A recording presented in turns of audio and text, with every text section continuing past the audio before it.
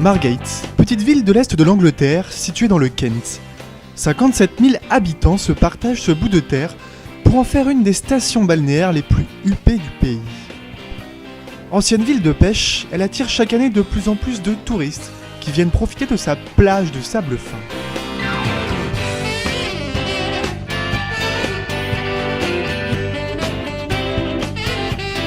Silk propose à des jeunes de 11 à 18 ans de la France entière de partir 15 jours dans cette petite bourgade britannique afin de mélanger cours d'anglais, famille d'accueil, activités sportives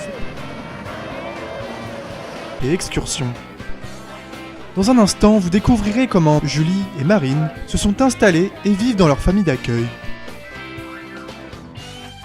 Je suis parti à leur rencontre chez la famille Stirrups. Je m'attendais pas du tout à ça. Et c'est trop bien. Voici Anglais en duo à Margate de Silk. 8h45 un matin de semaine. Les deux bus de ramassage scolaire et des bus typiquement anglais à double étage, attention, partent pour le ramassage des élèves. Plusieurs zones sont réparties dans les alentours de Margate et chaque zone a son propre point de rendez-vous, ce qui permet à tous les jeunes de s'y retrouver le matin lors du ramassage.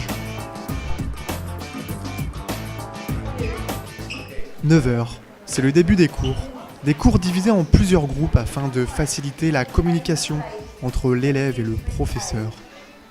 Les élèves se retrouvent par niveau et les cours sont enseignés par des professeurs d'origine anglaise, ce qui change des cours traditionnels qu'ils ont en France.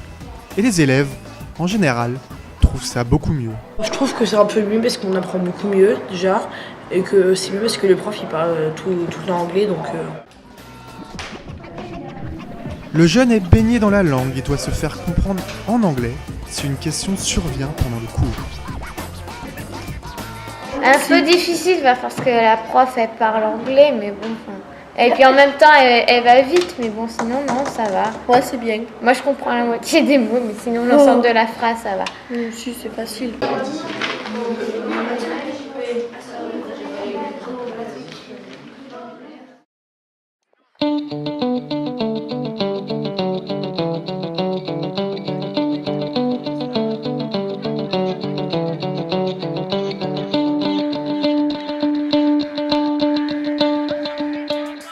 L'après-midi, de nombreuses activités sont organisées. Des sports collectifs comme du foot ou encore une tech qui plaît généralement beaucoup aux élèves.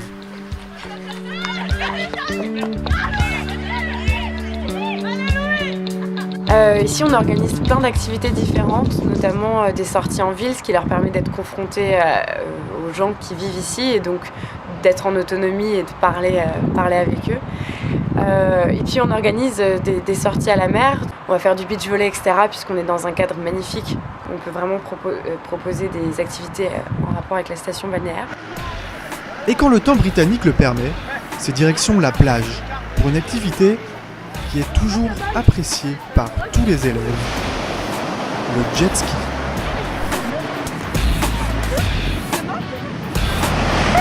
Ah oui, c'est notre plage. Oui, mais...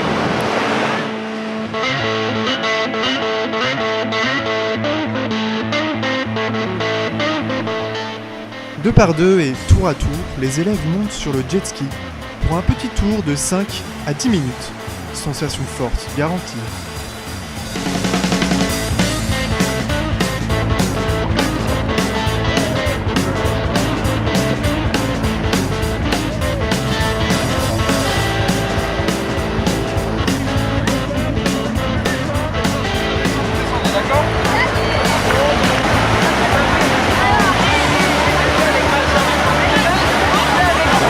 C'est la gamin, il adore ça. C'est vrai. Ouais. Et moi je vais voir chaque fois niveau questionnaire. Les gamins, qu'est-ce qu'ils reprennent niveau activité? Jet ski, c'est le top. C'était excellent. Vous le referiez? Elle est froide l'eau? Ah non franchement c'est trop bien. Ah c'était juste génial. C'est vrai, quelle sensation? Ah c'est... Oh, en plus on a eu des belles vagues donc on a pu voler super haut mais c'est trop bon. En attendant, les autres jouent au beach volley ou au foot. en haut de la falaise où d'énormes terrains d'herbe permettent aux jeunes de s'amuser et de profiter du beau temps.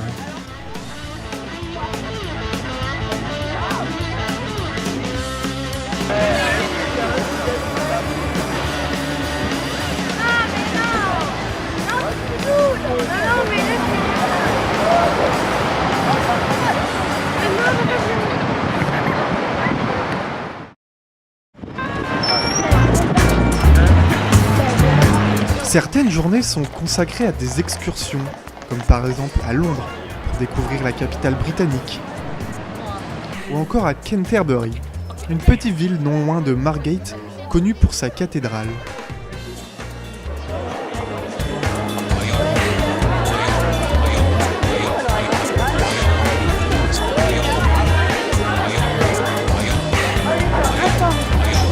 Hormis cet édifice, Canterbury est connu pour toute cette petite rue très conviviale et visitée par des milliers de touristes chaque année qui prennent du plaisir à les arpenter.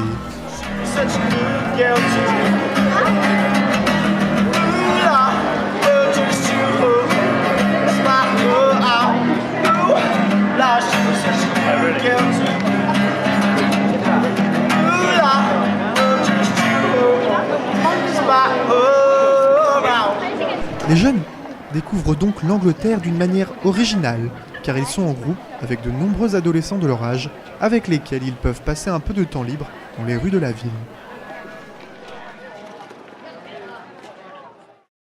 Alors nos colonies de vacances, donc c'est du séjour linguistique, ça veut dire que ça fait colonie de vacances, comme toutes les colos classiques, bon, sport, baseball, touchball, beach volley, jet ski, bowling, enfin tous les sports classiques.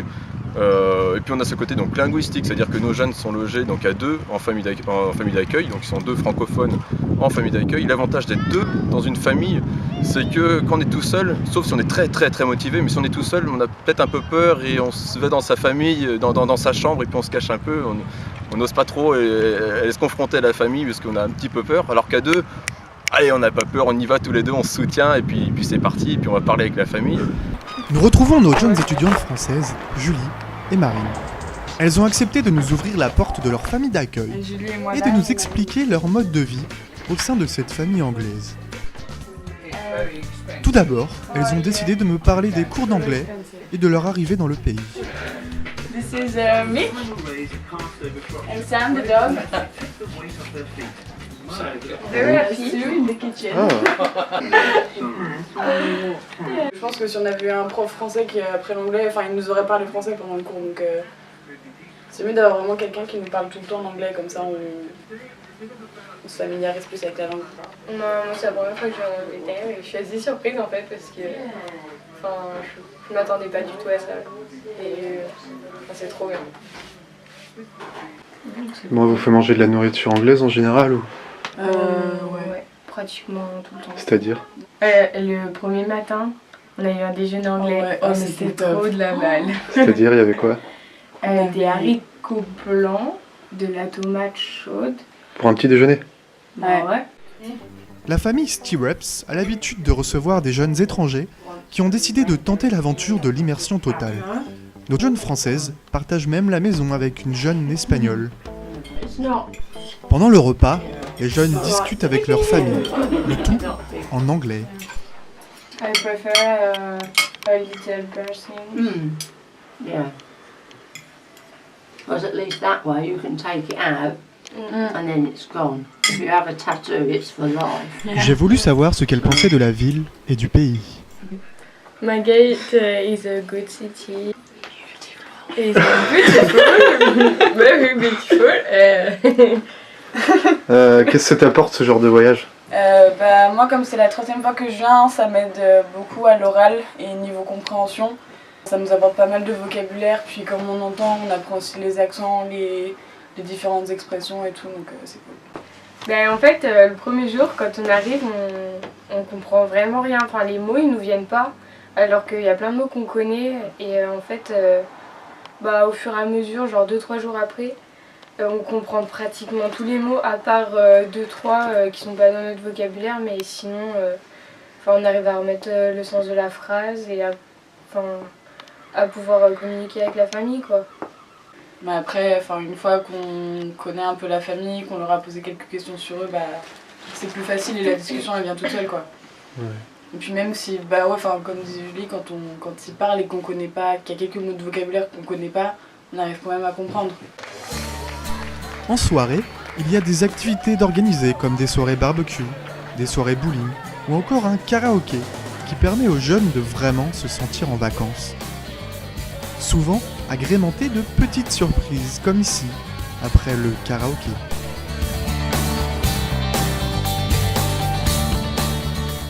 Le séjour anglais en duo à Margate de Silk permet aux jeunes Français âgés de 11 à 18 ans d'apprendre une langue tout en vivant dans sa culture. Le tout avec d'autres jeunes de leur âge.